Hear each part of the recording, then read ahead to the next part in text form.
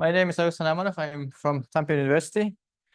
I moved to Tampere last year from South Korea, so I lived for a long time in Korea. I did my PhD, and we were working on tribology and then some fretting. And today I'm going to talk about a little bit about surface modifications that we developed in Korea and then just transferred to Finland. And nowadays we are trying to implement this technology to fretting wear and also later fretting fatigue. So in this case, this is the little project which is going on with University of Tampere here, and the laboratory is tribology and surface modification research groups that I'm now just trying to set up, and also Vippola Marine Solutions, who just produces engine, so engine production. So we are here in Tampere tribology and surface modification. So we are a multidisciplinary research group. We are trying to just performing different kind of research related to tribology and also fretting and also just fatigue and also corrosion sometimes.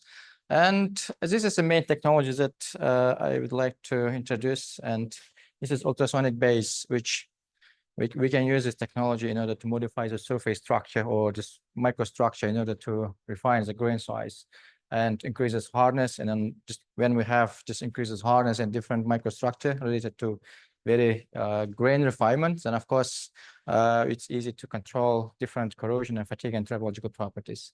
So here one video, so you can just play if you want. So this is a video that we can create different kind of shapes of the different samples or different components.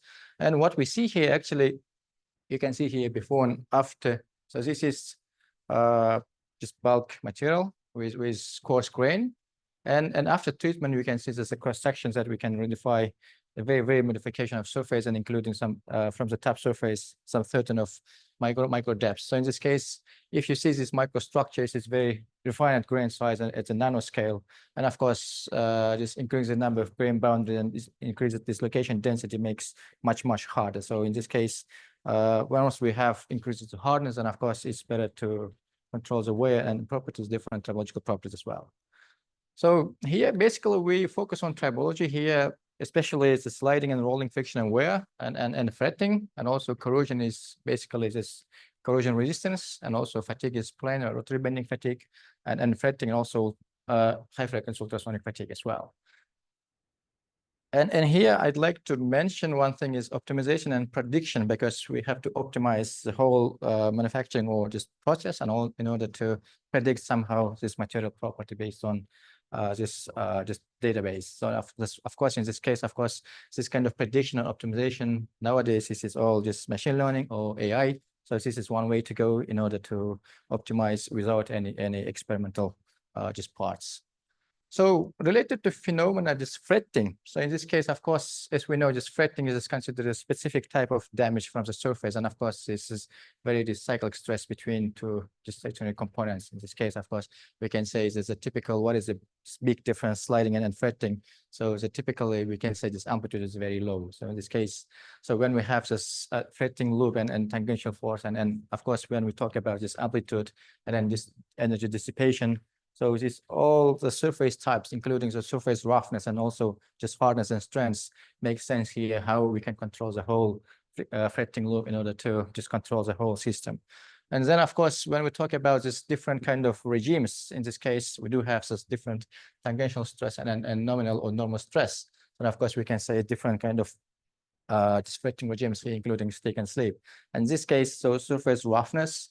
So because in our case, we can control surface roughness just according to our demand.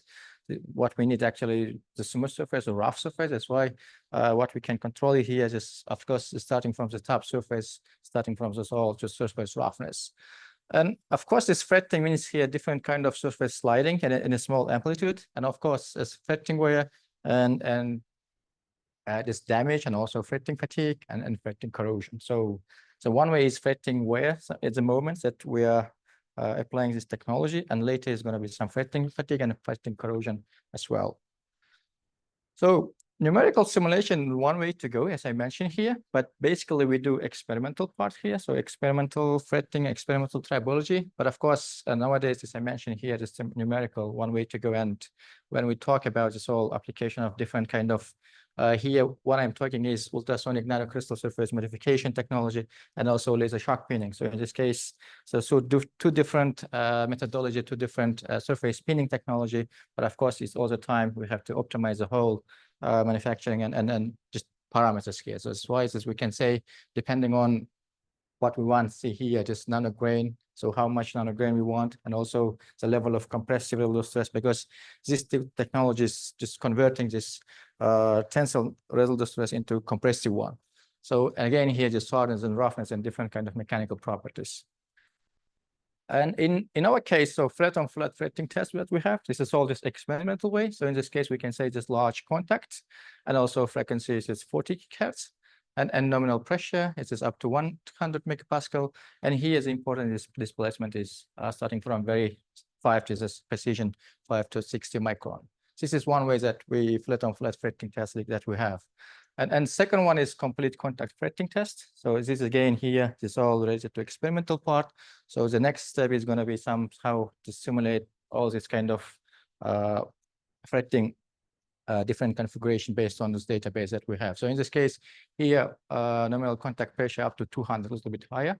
And here, then we can say this large contact area is 2000 millimeters square. And one way is this relatively new one is this torsional fretting test that we are still in this development, this progress.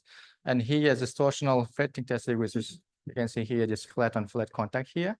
And in this case, we do have some normal contact, normal upload load is kind of up to 250 kilonewton. And then we can say this frequency is up to 20 kilohertz. So this is one facility that we have. And here, this fretting regimes, when we talk about the whole thing, about this whole different systems here, of course, we have to talk about this whole surface, because starting from the surface damage and surface roughness is important here. So especially, this is a little different when we talk about this tribology fretting, because of the very small amplitude. So in this case, surface roughness is much more important, and how smooth or how rough. So if you see here, so smooth surface and rough surface in terms of friction and wear. And of course, there's going to be some little bit different behaviors that wear depending on amplitude and depending on regime of these different kinds of. So in this case, one example that the third body particle, when we start this fretting and then third body or where debris is starting to be accumulated, and of course we have to talk about how many just in actual contact area, and also what is this number of contact asperities here. So in this case, we can say about displacement amplitude as a specific wear rate in fretting is going to be a huge effect on surface roughness. And in this case, of course, depending on how severe fretting contact that we have, and also symmetry surface is not always the best one. In this case, of course, we have to do some rough surface depending on this all parameters. LSP can just make a rough surface, and also ultrasonic can make rough surface. So in this case, of course, this is all optimization should be done in a numerical way, and then of course, surface texture can be one just option to control the whole system in under any fretting conditions. And of course, we can talk about different displacement, because as we know, displacement makes different kind of regimes here, and also transition between different kind of regimes. So when we starting from this whole mixed stick, for example, here, so here, and of course, stick has no effect, but it's kind of just mixed and gross between transition is important here. So in this case, of course, surface roughness, and also at the same time, when we start just fretting, and of course, strength is very important in order to have some different kind of shear and tangential force. So this is one way that we can control. And also, if you see here, this combination of this, here, this untreated one, this is after this polishing, and also just LSP and combination of different technologies. And you can see here, surface roughness can be different depending on how we're applying this technology, what is the impact, and what is this all just geometry contact here. And again, here, when we talk about this whole, what is the impact and what is the dominant factor in order to control the fretting? Of course, for us, this is starting from the surface roughness is very important, because this is contact and we start this fretting. And later, some time later, of course, when we start is already accumulating this fretting, and then we do have some role of nanostructure layer of the top surface. So in this case, as I mentioned, we can modify the surface to the certain depths you can see here. And this is original, just a polished one, and it's cross section. And when we treat the surface by any surface pinning technologies, it could be laser, it could be ultrasonic. Then of course we do have some structure from the subsurface, depending on how we are impacting and also what is the depth of this nanostructured layer.